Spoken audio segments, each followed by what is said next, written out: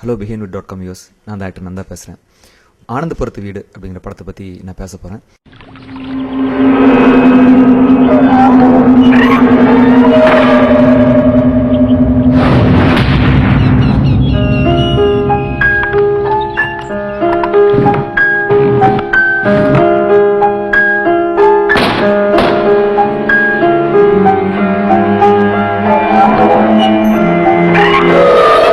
Shankar sir பேனர்லேருந்து வர எல்லா படங்களுமே வந்து வித்தியாசமான படங்கள். இப்போ நம்ம எல்லா படங்களுமே பார்த்துருக்கோம் அவர் பேனர்லேருந்து வந்ததில். வெயில் ஆகட்டும், இம்சை அரசன் ஆகட்டும், இல்லை காதல் ஆகட்டும், கடைசியாக வந்த ஈரம் ஆகட்டும், எல்லாமே வந்து வித்தியாசமான படங்கள் தான் டைரக்டர் சங்கர் சார் வந்து கொடுத்துருக்காரு.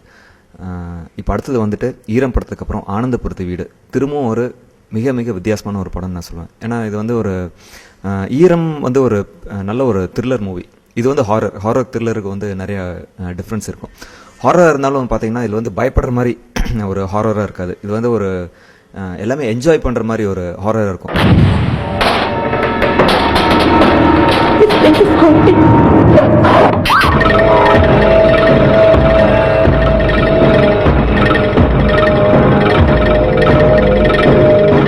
இது ஏன் அப்படி சொன்னேன்னா வந்துட்டு படத்தில் இருக்கிற கேரக்டர்ஸ் வந்து பயப்படும். ஏன்னா படத்தில் இருக்கிற கேரக்டர்ஸ் வந்து தெரியாது என்ன நடக்குது அப்படின்ட்டு. பட் ஆடியன்ஸ்க்கு வந்து ஒரு சின்ன ஹிண்ட் இருந்துகிட்டே இருக்கும். ஒவ்வொரு சீனுக்கு முன்னாடி ஓஹோ இவங்க தான் பண்ணுறாங்க, இதான் நடக்க போகுது அப்படின்ட்டு ஆடியன்ஸ்க்கு ஒரு சின்ன ஹிண்ட் இருக்கும். அதே மாதிரி சஸ்பென்ஸும் இருக்கும்.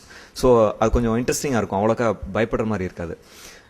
சொன்னால் இதோட படத்தோட டைரக்டர் வந்து நாகா.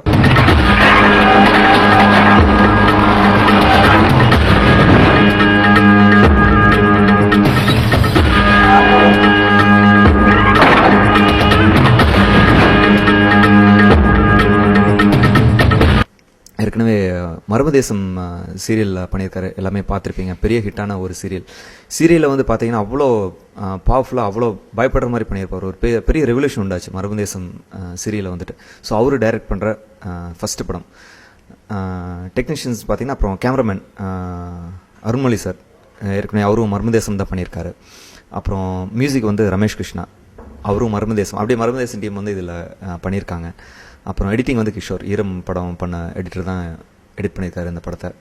ரொம்ப ஈரம் வந்து ஒரு எப்படி ஒரு ஸ்லோ த்ரில்லரோ வந்து அதே மாதிரி இது வந்து அதுக்கு டெட் ஆப்போசிட்டாக பயங்கரம் ஒரு கிறிஸ்டல் கியர் எடிட்டிங்கோட பயங்கரம் ஸ்பீடாக இருக்கும் படமே. ஆனால் சப்ஜெக்ட் அந்த மாதிரி இருக்கும்.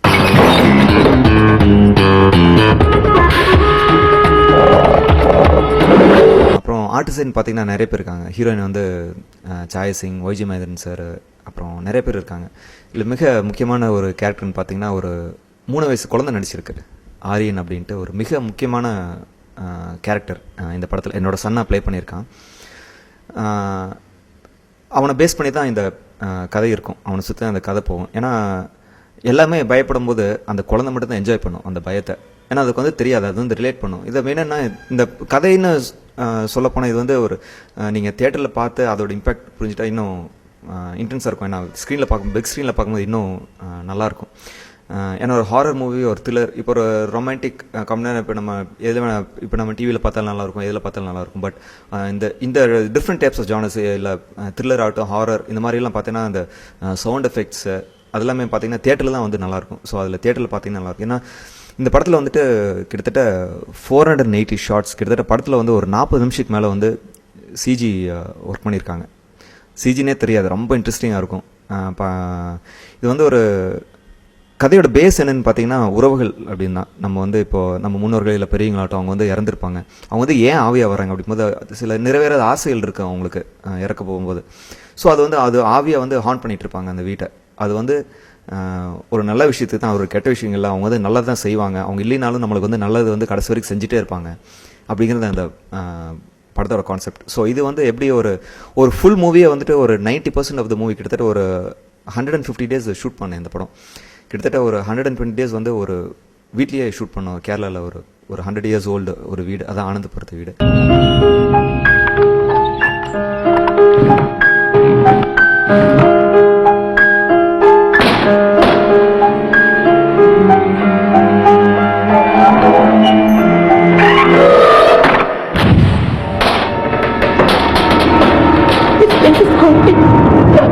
ஸோ நாங்கள் திருப்பி எங்களோட பூர்வீக வீட்டுக்கு போகிறோம். அங்கே என்ன நடக்குது, ஏன் அந்த வீட்டுக்கு போகிறோம் அப்படிங்கிறது தான் இன்டர்வல் பிளாக்.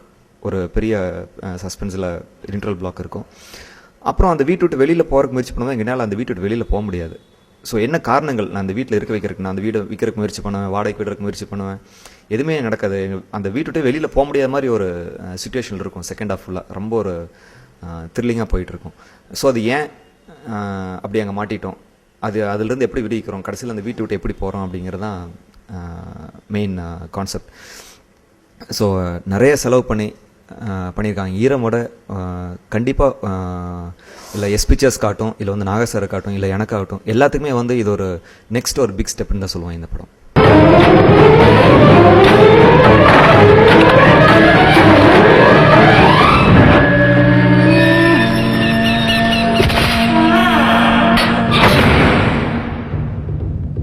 நம்ம அம்மா அப்பா நமக்கு விட்டுட்டு போறதோட நிஜமான வேல்யூ நமக்கு தெரியறதில்ல.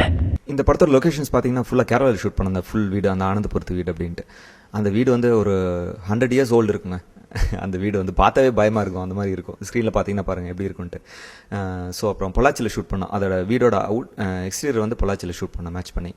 ஸோ பார்த்தீங்கன்னா படத்தோட சாங்ஸ் ரமேஷ் கிருஷ்ணா ரொம்ப பியூட்டிஃபுல்லான ஒரு மியூசிக் கொடுத்துருக்காரு அந்த படத்தில். மீனா இதில் படத்தில் வந்து சாங்ஸ் கிடையாது, 1.5 பாட்டு தான் இந்த படத்தில். ஸோ ஃபர்ஸ்ட் ஹாஃபில் ஒரு சாங், செகண்ட் ஹாஃபில் ஒரு ஹாஃப் சாங் வரும். அந்த ஃபர்ஸ்ட் ஹாஃபில் வந்து எனக்கும் அந்த என்னோட சன் அந்த பையனுக்கும் நடக்கிற ஒரு சாங் ஃபுல்லாக அந்த வீட்டுக்குள்ளேயே ஒரு லேக் மாதிரி ஒன்று செட் பண்ணி ரொம்ப நேச்சுரலாக பிளான்ஸ் எல்லாம் போட்டு ரொம்ப நேச்சுரலாக இருக்கும். அது பார்த்தா ஸ்விம்மிங் பூல் மாதிரி இருக்காது. ஒரு நேச்சுரலாக ஒரு கிராமத்துலேருந்து ஒரு வீட்டுக்குள்ளே அந்த பழைய அந்த கேரளா ஹவுஸ் எல்லாம் பார்த்தீங்கன்னா வீட்டில் வந்து ஒரு குளம் மாதிரி ஒன்று இருக்கும். ஸோ அது அந்த வீட்டில் இல்லை, பட் அந்த மாதிரி செட் பண்ணி நிறைய செலவு பண்ணி பண்ணாங்க. ரொம்ப இன்ட்ரெஸ்டிங். அந்த ஃபுல் சாங் வந்து ஸ்லோ மோஷனில் இருக்கும். அந்த ஒரு ரேப்பிட் இருக்கும் நடுவில், அதில் மட்டும் சாயா சிங்கோட டான்ஸ் இருக்கும். மற்ற லிரிக்ஸ் பொசிஷன் எல்லாமே பிஜிஎம்லாம் பார்த்தீங்கன்னா எனக்கும் அந்த என்னோட சன்னுக்கு நடந்திருக்கும். ஃபுல் பாட்டு வந்து ஸ்லோ மோஷன். இதனால் ஒரு அப்பாவுக்கும் ஒரு பையனுக்கும் உள்ள ஒரு ரிலேஷன்ஷிப்பை சொல்கிற ஒரு சாங். நான் எல்லாமே உங்களுக்கு கொடுப்பேன், நீ திருப்பி எனக்கு அன்பு கொடுத்தா போதும் அப்படிங்கிற ஒரு கான்செப்டில் அந்த சாங் ரொம்ப பியூட்டிஃபுல்லான ஒரு சாங். அப்புறம் செகண்ட் சாங் பார்த்தீங்கன்னா ரொம்ப ஒரு இக்கட்டான சூழ்நிலை வரும் படத்தில். சரி ஏன் இப்படி பண்ணுறாங்க, அப்பா மாவி அப்படின்னு வந்து தெரிஞ்சிடும். ஏன் இப்படி பண்ணுறாங்க, இது எனக்கு வந்து நல்லதுக்கு தான் பண்ணுறாங்க அப்படின்னு எனக்கு தெரியாது. அது வந்து கடைசியில் ரிலீவ் ஆகும். அதான் அந்த ஸ்க்ரீன் பிளே அந்த மாதிரி போகும். பட் ஆடியன்ஸுக்கு தெரியும். ஸோ ஒரு தாயை விட ஒரு சிறந்த உறவே கிடையாது, தந்தையை விட ஒரு சிறந்த உறவு கிடையாது, அவங்க தான் எல்லாமே அப்படின்ட்டு சொல்கிற ஒரு சாங். அது அவங்களோட உறவுகள் வந்து எவ்வளோ இம்பார்ட்டண்ட் நம்மளுக்கு அப்படின்ட்டு சொல்கிற ஒரு சாங். இந்த சாங் ஃபுல்லாக பார்த்தீங்கன்னா ரொம்ப ஒரு ஸ்லோ சாங். இது ரொம்ப ஒரு ஹை பிச்சில் ரொம்ப ஸ்லோ சாங். இது வந்து படத்தோட பார்க்கும்போது அவ்வளோ இன்ட்ரெஸ்டிங்காக இருக்கும், அவ்வளோ ஸ்பீடாக இருக்கும். கட்டிங்ஸ் ஃபுல்லாக மாண்டேஜஸ் தான் பண்ணியிருக்கோம். நிறைய சிஜி வரும் இதில். ரொம்ப இன்ட்ரெஸ்டிங்காக பண்ணியிருக்காங்க. ஒரு சோகப்பாட்டியே வந்து எவ்வளோ இன்ட்ரெஸ்டிங் கொடுக்க முடியும், எவ்வளோ ஸ்பீடாக கொடுக்க முடியுமோ கட்டிங்ஸில் மாதிரி ரொம்ப இன்ட்ரெஸ்டிங்காக பண்ணியிருக்காங்க. ஒரு 1.5 சாங்ஸ்.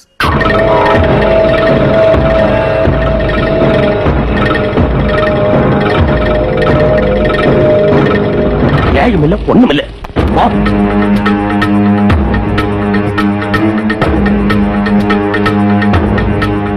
ஸோ ஈரம் படம் பண்ணிகிட்டு இருக்கும்போதே எனக்கு கிடைச்ச இன்னொரு வாய்ப்பு வந்து சங்கர் சார் பேனர்லேருந்து இந்த ஆனந்தபுரத்து வீடு. ரொம்ப சந்தோஷமாக இருந்தது திருப்பியும் வந்து கேட்கும்போது. ஏன்னா அப்போ தான் ரஷ்யஸ் எல்லாம் பார்த்து கிட்டத்தட்ட ஒரு 80% ஈரம் முடிஞ்சப்போ உடனே ஆரம்பித்த படம் அது. ஸோ அவங்களுக்கு வேறு சாய்ஸே வந்து அவங்க வேறு ஆக்டருக்கான சாய்ஸை அவங்க போகல. ஏன்னா சங்கர் சார் ரொம்ப பிடிச்சிருந்தது ஈரமில் பர்ஃபார்மன்ஸ். ஸோ நாகர் சார் ஆல்சோ என்னோட ஆணிவேர் படங்களை பார்த்துருக்காரு. ஸோ 2 பேரும் பேசினப்போ சரி நான் தான் வச்சு பண்ணலாம் அப்படின்னு சொன்னேன். I was very happy. So எனக்கு இன்னொரு வாய்ப்பு கொடுத்ததுக்கு சங்கர் சாருக்கு 2வது படம் பண்ணுறேன் ஒரு பேனரில். So very thankful to Shankar sir, Nagar sir for giving me this great opportunity. So இவ்வளோ நேரம் அந்த படத்தோட எக்ஸ்பீரியன்ஸ் எல்லாம் ஆடியன்ஸை நான் உங்கள்கிட்ட ஷேர் பண்ணிட்டேன். ஸோ டெஃபினட்டாக இந்த படத்தை பார்த்து கண்டிப்பாக ஈரம் படத்தில் வந்து எப்படி பயப்பட்டீங்களோ அதே மாதிரி இந்த படத்தில் வந்து கண்டிப்பாக ரசிப்பீங்க. இந்த படத்தை பயப்படுற மாதிரி இருக்கும், ஆனால் சிரிச்சிட்டே பயப்படுவீங்க. அந்த மாதிரி ஒரு டிஃப்ரெண்ட்டான ஒரு movie. So enjoy it. Thanks behind wood.com viewers.